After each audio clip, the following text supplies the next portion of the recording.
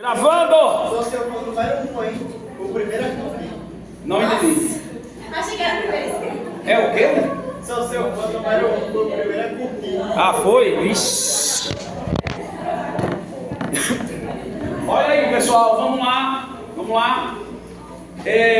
Então vejam só, na primeira parte da aula, nós trabalhamos exatamente a parte do... Nós trabalhamos até as guerras púnicas. Aí preste atenção. Eu disse a vocês que a partir das guerras púnicas, Roma dominou praticamente toda a região do Mediterrâneo, ali, norte da África, sul da Europa, até o continente, a Península Ibérica, né? Toda a região do Oriente Médio, Egito, tudo ali passou a ser conquistado por Roma. E Roma passou a chamar o mar Mediterrâneo de Mare Nostrum, ou Nosso Mar. Então Roma começa a se tornar uma nação muito poderosa. Aí claro que toda a expansão, tudo aquilo que acontece tem uma consequência. E aí eu vou colocar para vocês aqui as consequências, certo? Da expansão, ok? As consequências da expansão territorial, certo? Então, quais foram essas consequências? Foram várias, dentre elas vamos começar aqui. Entrada, certo? De riquezas em Roma. Riqueza vindo de todo lugar, certo? De toda parte do império, de toda parte conquistada. Então, entrada de riquezas. Outra coisa que a gente pode também, aumento, certo? Aumento do latifúndio. O que é latifúndio, gente? É produção da... Grandes propriedades de terra, certo? Aumento do latifúndio. Outra consequência, contatos, certo? Contatos com outras culturas, certo? Outra consequência, concentração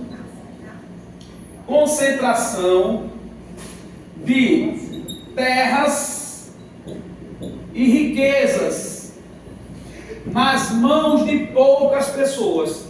A concentração de terras e riquezas nas mãos de pouquíssimas pessoas. Vocês viram minha garrafa d'água aqui? Não, Aqui. Certo? Concentração de terras e riquezas nas mãos de poucas pessoas. Consequentemente, uma outra consequência importante, que foi o quê? O aumento da mão de obra escravizada.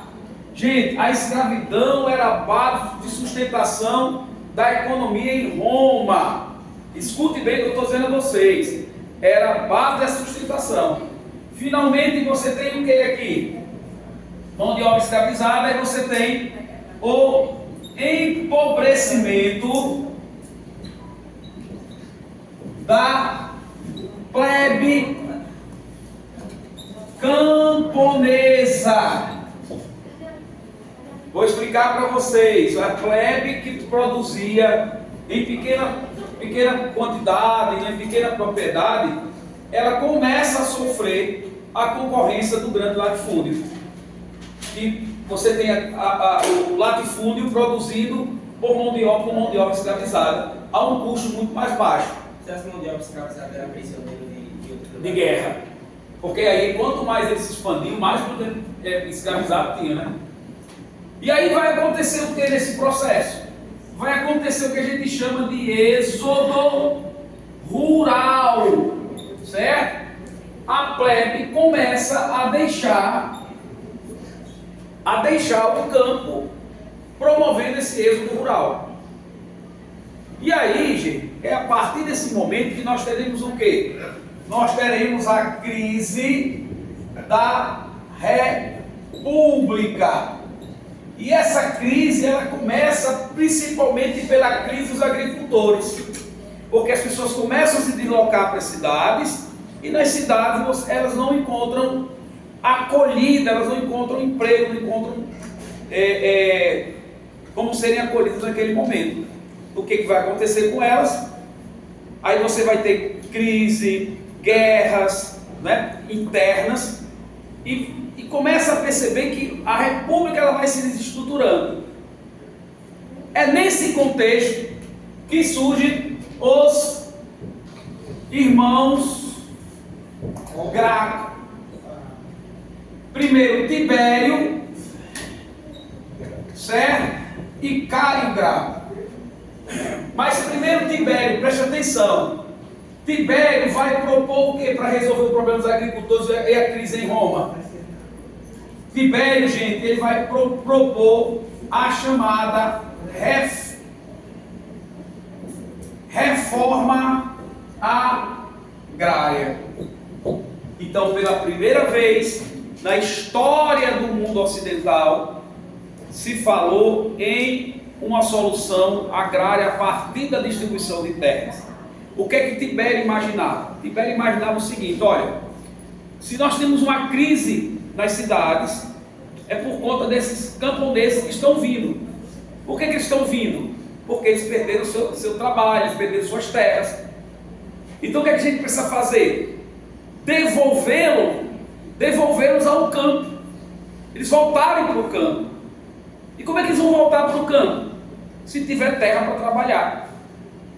A proposta de Tibério era diminuir, né, o tamanho das grandes propriedades do latifúndio em até 500 hectares.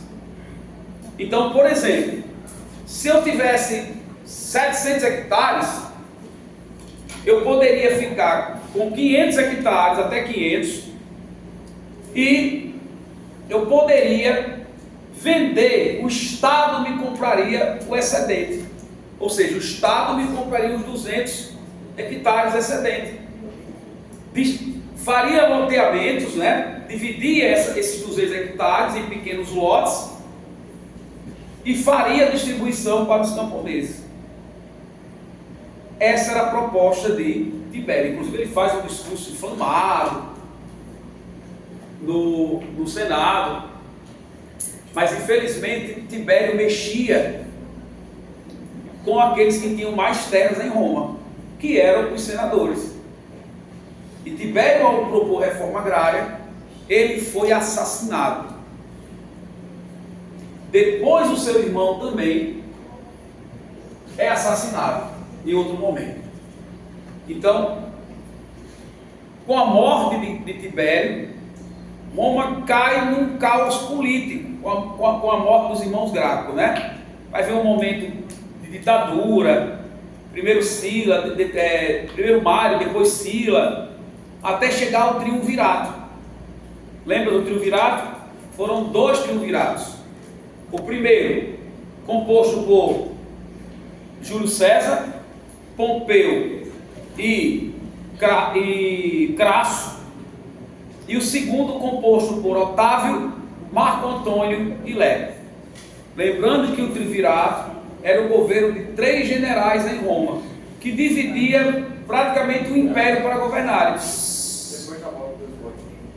Mas que nenhum dos triunviratos deram certo, porque eles acabavam, né, os triunviros disputando o poder.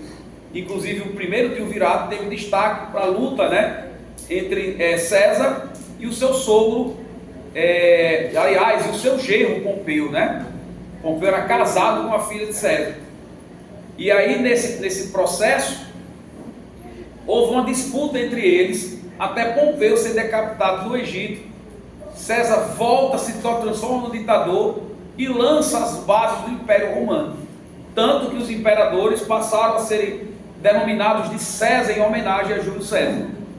E César lança as bases do Império Romano, diminuindo os poderes do Senado. Por conta disso, César é assassinado, né, subindo as escadarias do Fórum Romano, quase dentro do próprio Senado.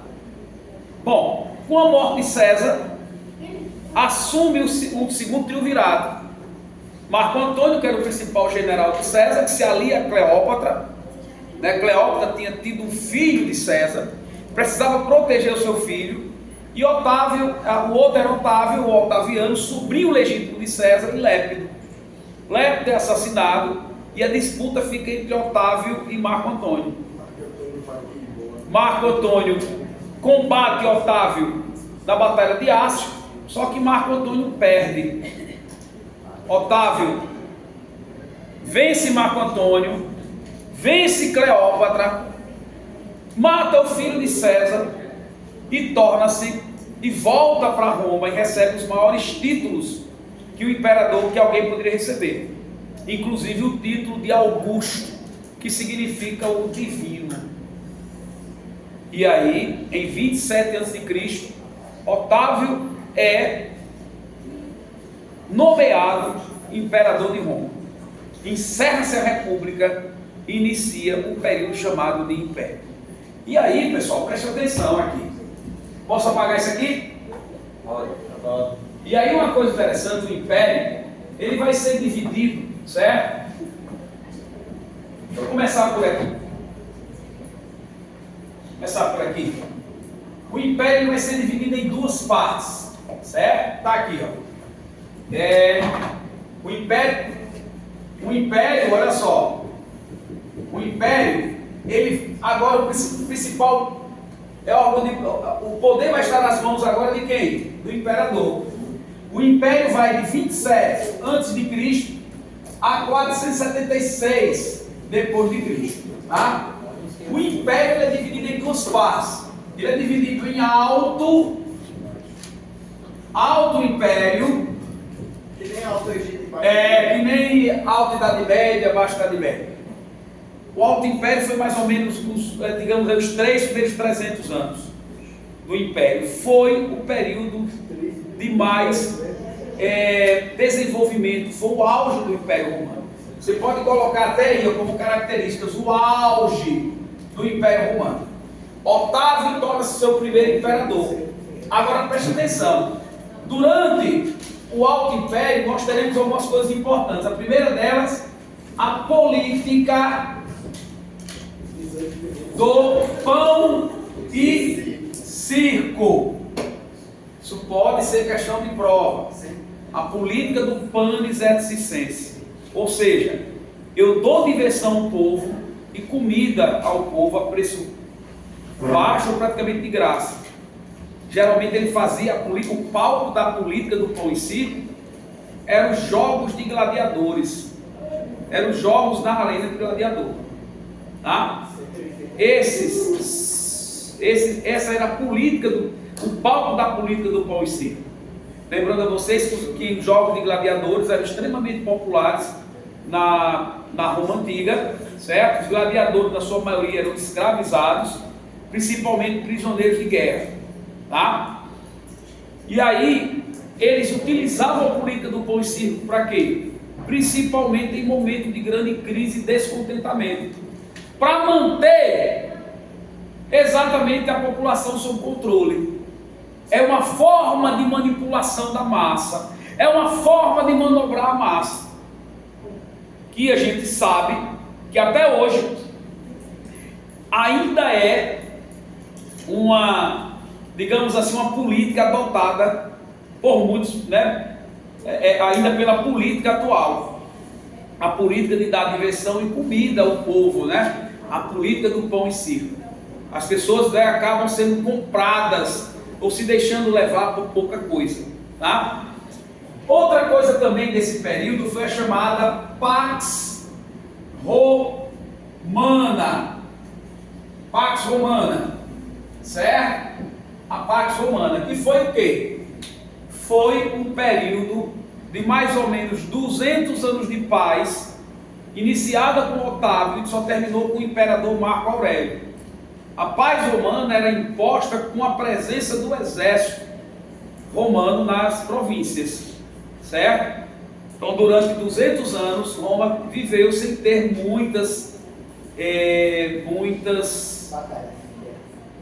guerras sérias.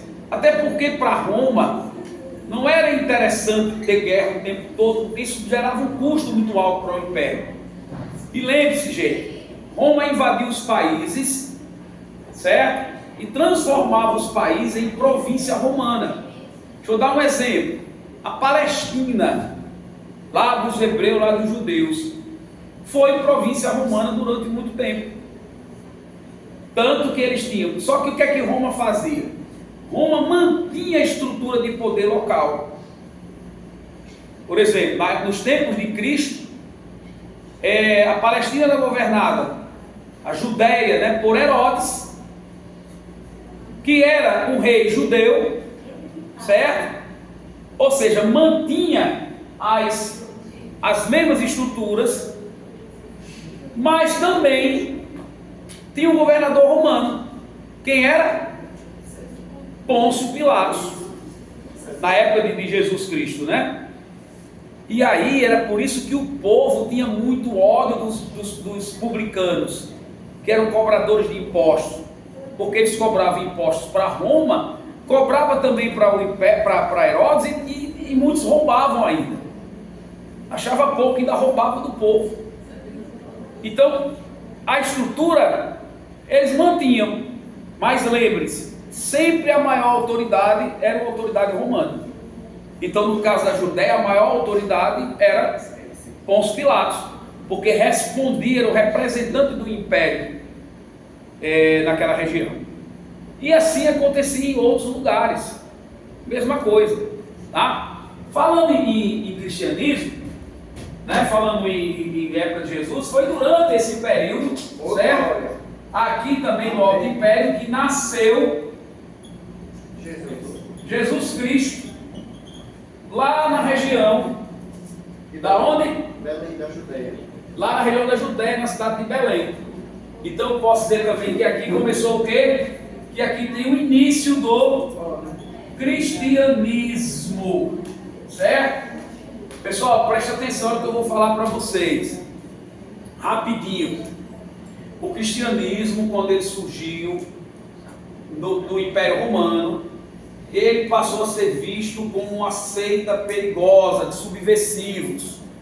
É importante lembrar que os cristãos foram severamente perseguidos.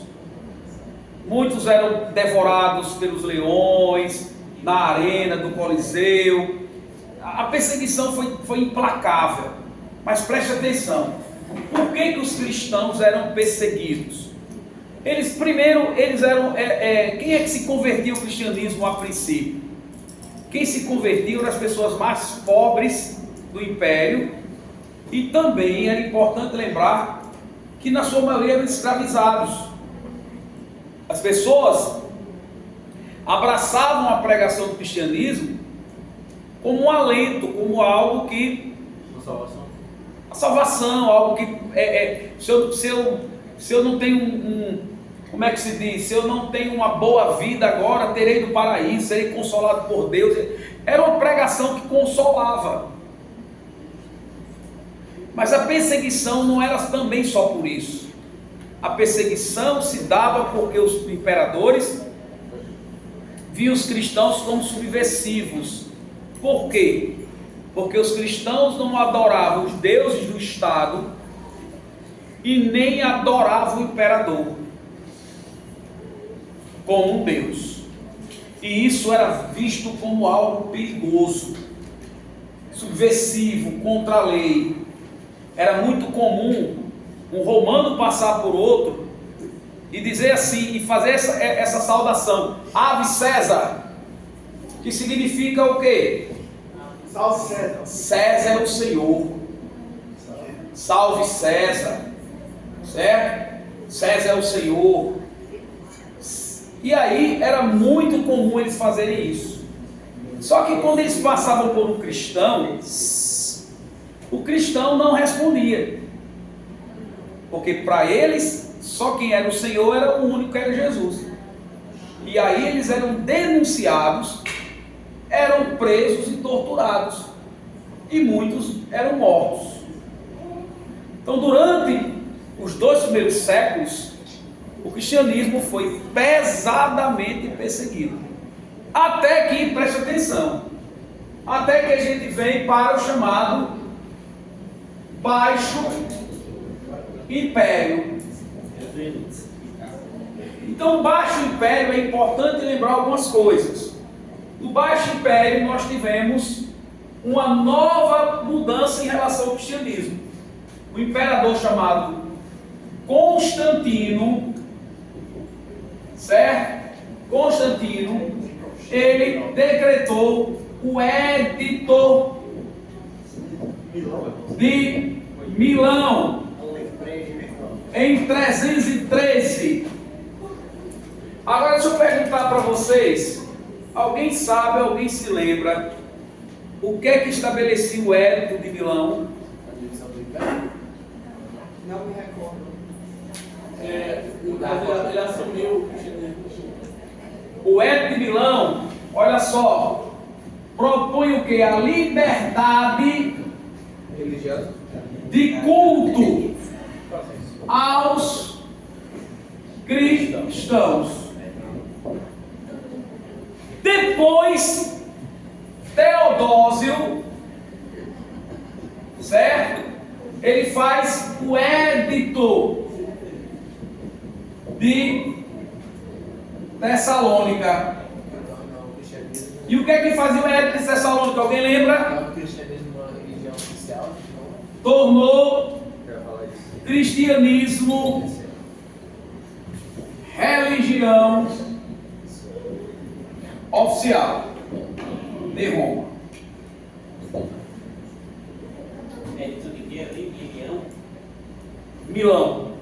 Milão. Milão. Porque Milão.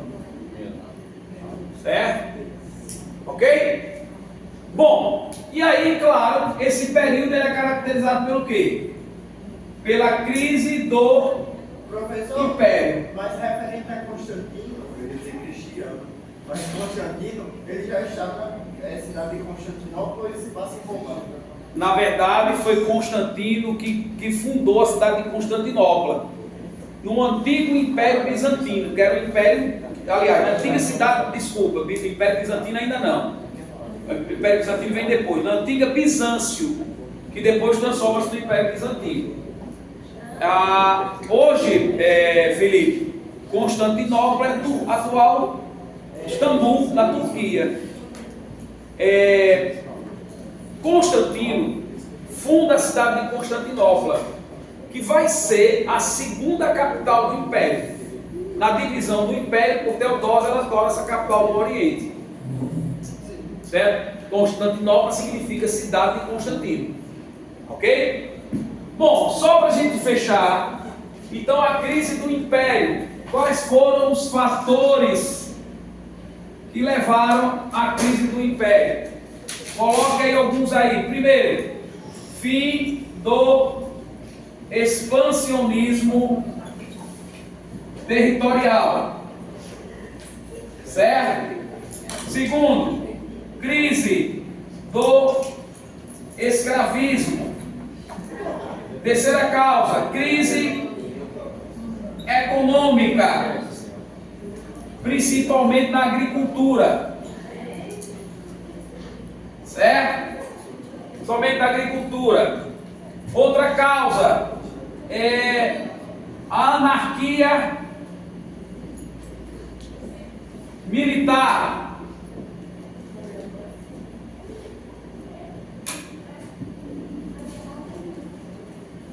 E outra causa, a gente pode dizer, as invasões bárbaras. Certo? Os bárbaros invadiram o Império. Professor, como é que foi essa anarquia militar? Hein? Como é que foi essa anarquia militar? Vou explicar. Pessoal, preste atenção aqui, depois vocês copiam. Roma, eu sempre digo que Roma era sustentada em um tripé, certo? O que sustentava Roma? A mão de obra escravizada, a economia agrária e o exército. Quando esses três pilares eles ruíram, Roma caiu. Ele perguntou o que seria, veja só, como é que Roma adquiriu escravo? Exatamente, a expansão territorial.